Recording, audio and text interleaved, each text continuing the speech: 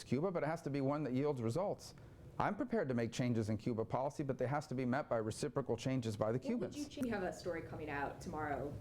AP reached out to all of the DNC superdelegates, not only to find out who they're supporting, but also to ask them what Republicans they think would pose the toughest challenge. And your name was the one that was cited most by Democrats as being the toughest general election challenge. Are you surprised by that at all? Well, I don't know. I mean, you never know what these people are thinking when they say these things to reporters, other than to say that I do believe, and I've believed this throughout this campaign, that if I'm our nominee, we're going to be viewed as the party of the future, and the Democrats are going to be viewed as the party of the past.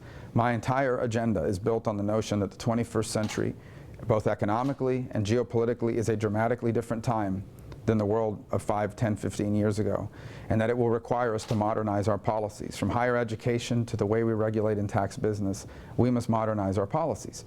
The Democratic Party has no new ideas. In essence, Hillary Clinton's campaign is this: she's going to take the Obama agenda of the last 8 years and make it even bigger and more expensive. That's her entire agenda. And the Democratic Party has increasingly become captive to a radical left-wing element in their party, represented by Mayor de Blasio and Elizabeth Warren and even Bernie Sanders. And she has had to move far to the left in order to prevent her defeat in the primary.